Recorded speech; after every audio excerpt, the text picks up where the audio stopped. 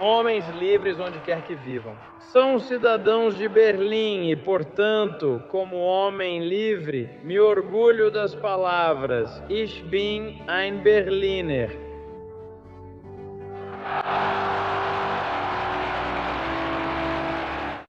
Hoje, trazemos para vocês um tema que, em parte, retoma o que já tratamos no mês passado, com o nosso vídeo gravado em locação, o de Gorizia. Hoje, vamos falar sobre o bloqueio de Berlim de 1948, a primeira grande crise da Guerra Fria. Porque, quando a Segunda Guerra Mundial, termina em maio de 1945, a Europa, que se apresenta como um continente devastado, atravessado por milhões de refugiados e com cidades imensamente reduzidas a escombros, sistemas políticos completamente colapsados, vê seu próprio centro natural, digamos assim, exatamente em Berlim, a antiga capital do Reich milenar. Destruída, conquistada pelo Exército Vermelho após semanas de combates muito sangrentos. E aquela cidade destruída, aquele monte de escombros fumegantes, estava destinada a se tornar o centro de um conflito global que marcaria a segunda metade do século XX. Aquela Guerra Fria, que já havia mostrado seus primeiros sinais na Conferência de Teherã em 1943, quando Stalin havia ameaçado primeiro colocar contra a parede e fuzilar em massa populações inteiras, quadros políticos inteiros. Depois, pedindo e vendo seu pedido ser recusado, uma parte considerável da frota italiana que havia acabado de se render. Depois, no verão de 44, com a rebelião de Varsóvia, um assunto que já tratamos e encontramos no canal. É um assunto logo após o fim da guerra, das tensões diante da Albânia, onde navios ingleses acabam em campos minados não sinalizados, feitos pelos albaneses junto com os soviéticos, e posteriormente a Guerra Civil Grega. Veja, tudo isso não era nada além do prelúdio do grande jogo que seria disputado justamente ali, em Berlim, e sobre o qual falaremos hoje, neste episódio especial de Dentro da História.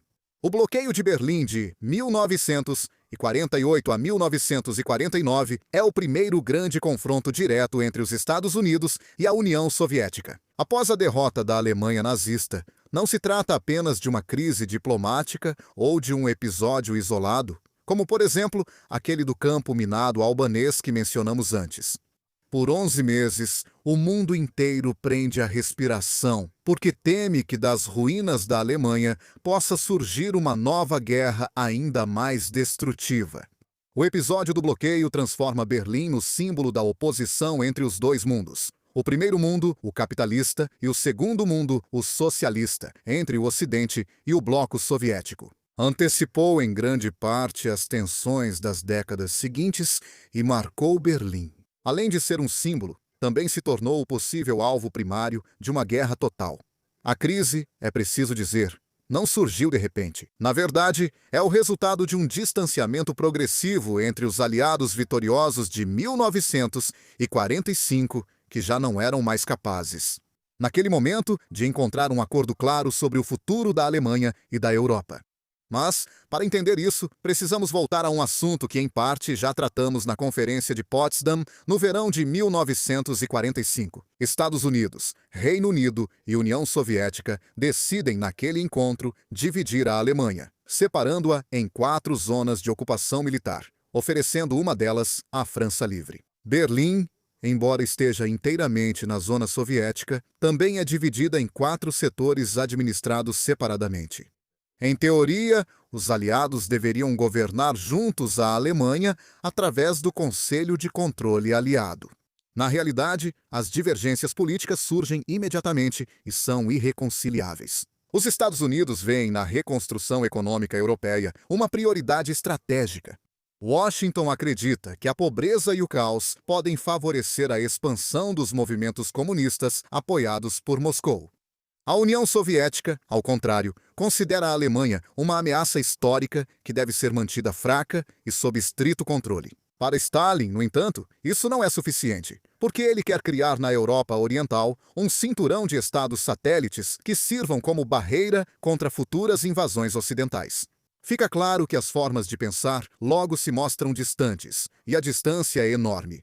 De um lado estão as democracias liberais ocidentais, a economia de livre mercado. Do outro lado, o sistema socialista soviético, baseado em um partido único, um pensamento único e o planejamento estatal. O famoso discurso de Winston Churchill sobre a cortina de ferro que desce sobre a Europa não faz nada além de certificar o confronto silencioso em andamento.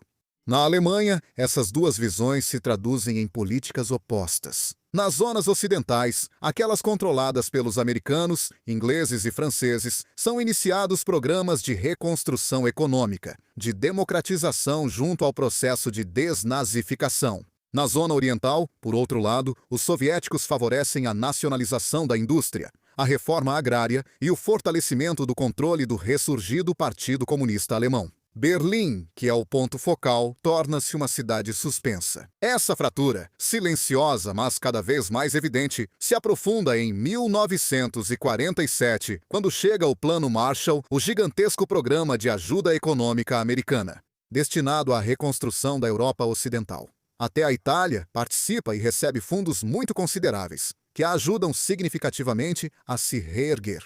Moscou, porém, interpreta essa iniciativa como um instrumento imperialista de penetração econômica e política por parte de Washington, portanto, um ato hostil. A Alemanha ocupa, naquele momento, um papel central. Os americanos consideram impossível uma plena recuperação econômica europeia sem que haja uma reconstrução industrial alemã. Por esse motivo, Estados Unidos e Grã-Bretanha decidem unir suas respectivas zonas de ocupação na chamada Bisônia, a qual posteriormente se junta à Zona Francesa. Para Stalin, essa evolução representa um enorme perigo. Uma eventual Alemanha Ocidental próspera, ligada aos Estados Unidos, poderia se tornar o principal bastião ocidental no coração da Europa. Projetada justamente para aquela cintura de estados satélites que a União Soviética está criando no leste, mesmo ao custo de realizar verdadeiros golpes de Estado. E depois, há a questão monetária, uma questão que agrava ainda mais as tensões. Desde a queda da Alemanha nazista até o início de 1948, na Alemanha ocupada, as forças de ocupação continuavam permitindo a circulação do antigo Reichsmark em um sistema de câmbio fixo com as moedas aliadas. Mas tudo isso está prestes a mudar para sempre. Os americanos e os ingleses decidiram que a melhor maneira de impulsionar a produção é a introdução de uma nova moeda estável, o Deutsche Mark, que não substitui o antigo Reichsmark em uma taxa de câmbio fixa de 1 para 1. O Reichsmark sai de circulação sem mais nenhum valor. Cada cidadão alemão recebe 1.000 novos Deutsche Mark para recomeçar. A reforma monetária é anunciada em junho de 1948, e essa decisão é vista pelos soviéticos como uma violação dos acordos anteriores. O espectro da disseminação da nova moeda impressa pelo Ocidente em Berlim leva Stalin a reagir de forma extremamente dura. E como é essa reação? No que ela resulta? Em um bloqueio. Na noite entre 23 e 24 de junho de 1948, a União Soviética interrompe todas as comunicações terrestres e também fluviais entre a zona oeste de Berlim, que era controlada pelas potências ocidentais, e as outras zonas ocidentais da Alemanha. As linhas ferroviárias estão bloqueadas, as estradas fechadas, os transportes fluviais suspensos. Até mesmo a eletricidade é cortada. O objetivo soviético fica logo claro: forçar os aliados ocidentais a abandonar Berlim Ocidental. A situação se mostra imediatamente dramática. Nos setores ocidentais, na época, vivem mais de 2 milhões de pessoas, com estoques limitados de alimentos, com carvão necessário para o aquecimento, mas também para a eletricidade, que está se esgotando. Berlim Ocidental se transforma de repente em um enclave isolado, no coração do território controlado pelos soviéticos. Muitos observadores internacionais na época consideram inevitável a retirada ocidental. Afinal, Berlim Ocidental é indefensável. Entre o perímetro da cidade e as fronteiras da Bisônia, há cerca de 150 quilômetros de território ocupado pelos soviéticos que não permitem a passagem não só de tropas, mas nem mesmo de caminhões civis que transportem rações alimentares.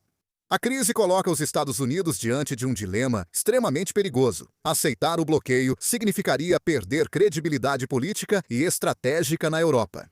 Tentar forçá-lo militarmente poderia provocar um confronto direto com a União Soviética. Uma nova guerra mundial, algo que ninguém quer. A batata quente do caso cabe ao presidente americano, Harry Spencer Truman, que compreende imediatamente a gravidade da situação. Após anos de política nacionalista, os Estados Unidos haviam assumido um papel permanente nos equilíbrios europeus. Berlim se torna um teste decisivo da determinação americana. Alguns militares norte-americanos, incluindo o general Lucius Clay, o governador militar da Alemanha ocupada, propõem organizar um comboio armado para atravessar o bloqueio soviético. Mas a ideia é arriscada demais, então é imediatamente descartada.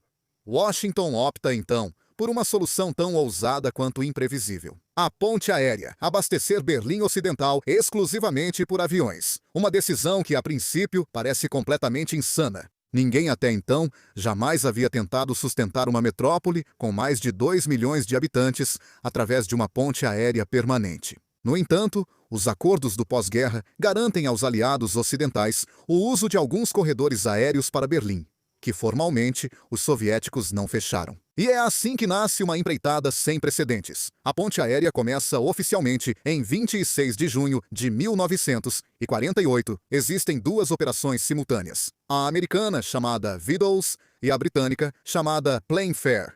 No início, os resultados são modestos, é preciso dizer. Os aviões disponíveis são poucos, a quantidade de materiais transportados é insuficiente. Mas, em poucas semanas, a organização é radicalmente melhorada. Com o controle dos aeroportos Temple of Gatto e Tegel, os anglo-americanos podem controlar absolutamente a ponte. Dia e noite, centenas de aeronaves decolam das bases da Europa Ocidental, com destino a Berlim. Os aviões transportam realmente de tudo: farinha, leite em pó, medicamentos, combustível, carvão. Cada voo faz parte de uma gigantesca máquina organizacional baseada em precisão e disciplina absolutas. Os aviões pousam com intervalos de 15 minutos entre um e outro. Na pista já encontram equipes prontas para o descarregamento e, em cerca de 1 hora, descarregam a carga. São reabastecidos com combustível e partem novamente. As dificuldades, é preciso dizer, são enormes. As condições meteorológicas de inverno, porque nos primeiros meses, enquanto é verão, tudo vai bem. Mas, quando chega o frio, tudo fica mais complicado.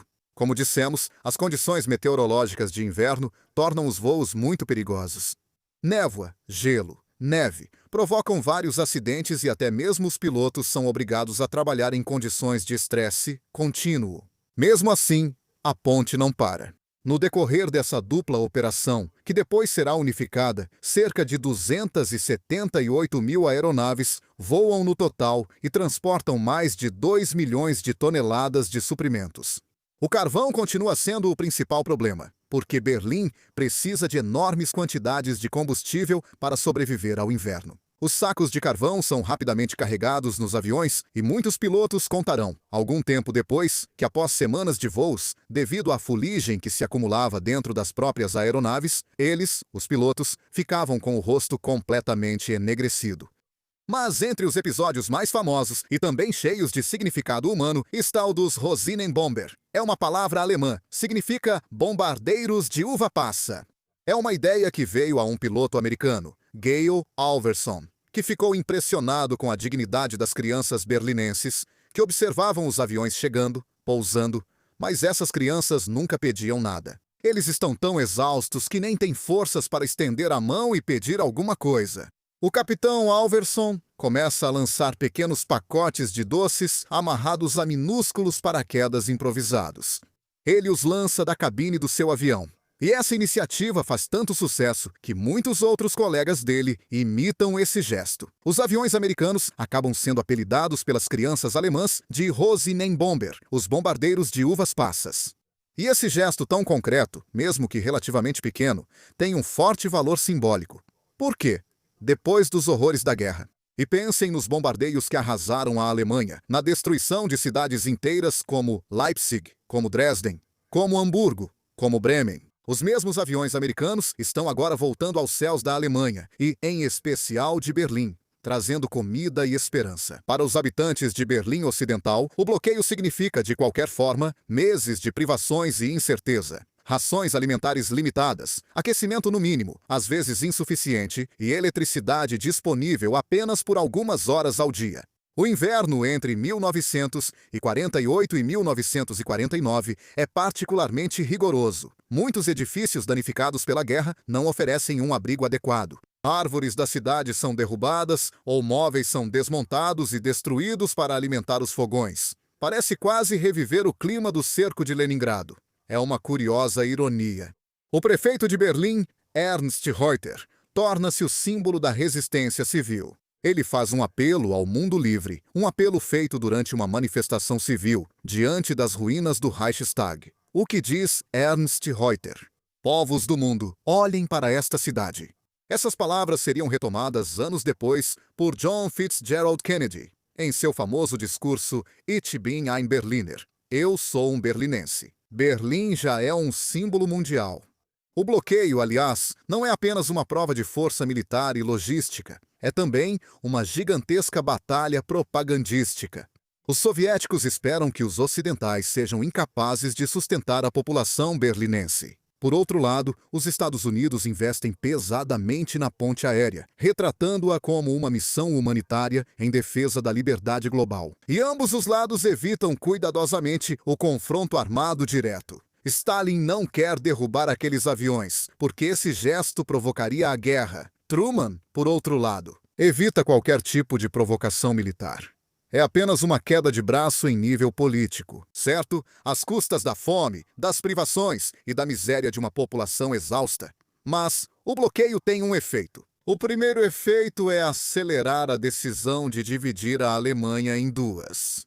Em maio de 1949, quando a ponte aérea ainda está funcionando nas zonas ocidentais alemãs, é proclamada a RFT, a República Federal da Alemanha, com capital provisória em Bonn. É um sinal não querer escolher Berlim, determinar como capital uma cidade muito distante dos acontecimentos do bloqueio. É um sinal que os soviéticos interpretam como uma decisão por parte dos aliados ocidentais de não querer forçar demais a situação. Mas os soviéticos, por sua vez, montam seu próprio estado fantoche. É a RDA, a República Democrática Alemã, que surge alguns meses depois da República Federal. A Alemanha deixa de ser um estado unitário. Berlim se torna o principal ponto de contato e de atrito entre os dois blocos. E não só isso. Outra consequência do bloqueio de Berlim é o Pacto Atlântico de 1949, o nascimento da OTAN. Os europeus e os ocidentais entendem que somente uma aliança militar estreita poderia garantir sua segurança contra possíveis pressões soviéticas. O bloqueio, no entanto, certifica o fracasso da política de Stalin, porque ao longo dos meses fica evidente como a ponte aérea funciona. Apesar de enormes dificuldades, Berlim Ocidental é abastecida e continua a sobreviver. Ao contrário do que pensavam os estrategistas de Moscou, a população berlinense não se rebela contra os ocidentais. Pelo contrário, fraterniza. Também no plano diplomático, a União Soviética passa a ser vista cada vez mais como uma potência decidida a esmagar com a fome e o frio pessoas indefesas. Em 11 de maio de 1949, Stalin decide revogar o bloqueio de Berlim. As comunicações terrestres são reabertas. As estradas voltam a ser transitáveis. O mesmo acontece com as ferrovias. E pouco a pouco, até os canais fluviais voltam a estar disponíveis. Mas a ponte aérea continua, ainda por alguns meses. A intenção é acumular estoques suficientes caso surja uma nova crise. A partir desse momento, a história toma um rumo diferente. Formalmente, nenhum dos dois lados cedeu, mas o resultado político é claro. Os aliados ocidentais não abandonam e nunca abandonarão Berlim. E é justamente Berlim que está sob os olhos do mundo inteiro. Após 1949, Berlim permanece o principal símbolo da divisão europeia, da Cortina de Ferro. Por mais de 40 anos, a cidade representa a fronteira física e também ideológica entre dois sistemas políticos opostos. É preciso esperar até 1961 para a construção do Muro de Berlim, que é em parte consequência direta dessas tensões. A vontade da RDA de impedir as fugas, seus próprios cidadãos para o oeste, simplesmente atravessando uma rua ou uma praça. Como dissemos, a memória da ponte aérea é duradoura, tem uma grande influência política. Durante a crise dos mísseis de Cuba, o presidente Kennedy reúne um comitê de crise que coloca Berlim no centro de tudo. Atacar Cuba, invadi-la para remover as instalações de mísseis nucleares fornecidas pela União Soviética, provocaria um novo bloqueio de Berlim. até mesmo um ataque soviético a Berlim Ocidental. E então, nesse ponto, seria uma guerra global. Mas também no imaginário coletivo, pelo menos no Ocidente, Berlim se torna um objetivo, uma cidade, uma esperança, um medo. Se olharmos tudo de um ponto de vista estritamente histórico, a crise que levou ao bloqueio de Berlim foi o primeiro grande ato agressivo do expansionismo soviético na Europa. Stalin queria expulsar os aliados ocidentais de Berlim para estender o controle comunista sobre toda a Alemanha, transformando o antigo inimigo em um fantoche nas mãos de Moscou. Outros historiadores, especialmente nas décadas de 60 e 70, destacaram algumas responsabilidades do Ocidente. Por exemplo, a reforma monetária, a introdução do novo Deutsche Mark, o projeto de criar uma Alemanha Ocidental autônoma. Todos esses fatos foram percebidos pela União Soviética como ameaças diretas à sua própria segurança. Hoje, a maioria dos estudiosos tende a considerar o bloqueio como resultado de medos mútuos e de uma crescente incompatibilidade e desconfiança entre os dois sistemas políticos. Nenhuma das duas partes desejava, na época, uma nova guerra mundial, mas ambas estavam determinadas a não parecerem fracas. O bloqueio de Berlim foi muito mais do que um episódio diplomático. Foi um momento em que a Guerra Fria correu o risco de se incendiar, não com armas, mas por outros métodos. Pela primeira vez depois de 1945, os aliados se dividiram, a União Soviética se afastou. Havia a possibilidade de um confronto direto. A crise demonstrou que o mundo seria dominado por muito tempo por uma competição global entre os Estados Unidos e a União Soviética. A ponte aérea, a Ponte da Esperança, representou uma demonstração extraordinária de capacidade tecnológica e organizacional. Nenhuma operação logística de dimensões semelhantes jamais havia sido tentada em tempo de paz, mas acima de tudo, o bloqueio transformou Berlim, como se dizia, em um símbolo universal. Uma cidade destruída pela guerra que se torna o centro da luta ideológica do século XX, o lugar onde duas visões opostas do futuro se enfrentam. Quando o Muro de Berlim cai em novembro de 1989, muitos historiadores veem nesse evento a conclusão natural da crise iniciada 41 anos antes, com o bloqueio soviético e a ponte aérea. Aquela Guerra Fria que para muitos havia começado em Berlim, mesmo que, como dissemos, na verdade já tivesse mostrado sintomas em outros lugares, encontrou simbolicamente em Berlim, na mesma cidade, o seu fim. Pira.